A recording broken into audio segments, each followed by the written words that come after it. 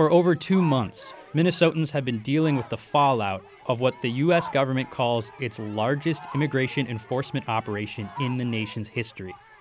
Because of this, Minnesota has been the focus of the nation's attention like it's never been before. This newfound attention has garnered support from famous musicians like Rage Against the Machine's Tom Morello and Bruce Springsteen. Morello and Springsteen held a benefit concert at First Avenue in Minneapolis last month to show support for the Twin Cities community and protesters against ICE operations in the state.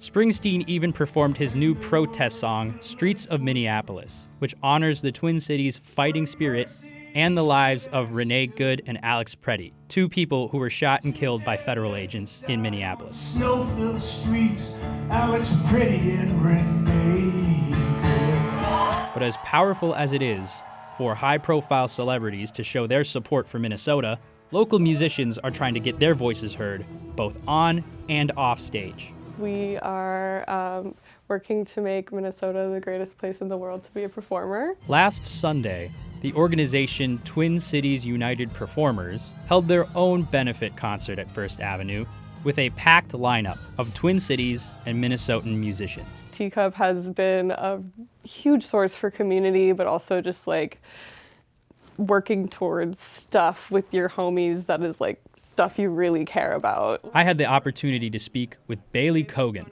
also known as Babo, the social media manager for Teacup and band leader for Minneapolis-based 26 Bats, the opening act of Sunday's concert. Tell me a bit about the impacts that you've experienced or artists you know have experienced during Operation Metro Surge. Yeah, it's been interesting. I work at the Cedar Cultural Center as a house manager, and we've had to lock our doors during business hours and have had like volunteers by the doors to let patrons in and make sure ICE stays out. And you know, we got walkie-talkies and stuff, so it's affecting venues a lot. But Babo said there have been positive changes too, such as many artists turning their concerts into benefits and fundraisers for local immigrants' rights organizations.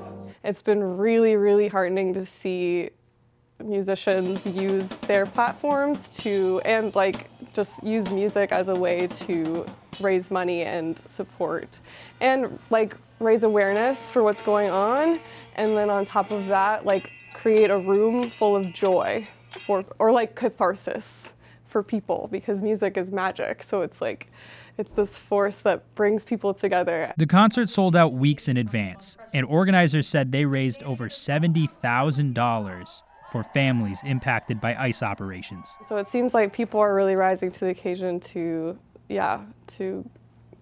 support our neighbors. And they hope this concert will act as momentum for an ever-growing movement. Yeah, the artist's duty is to reflect the times.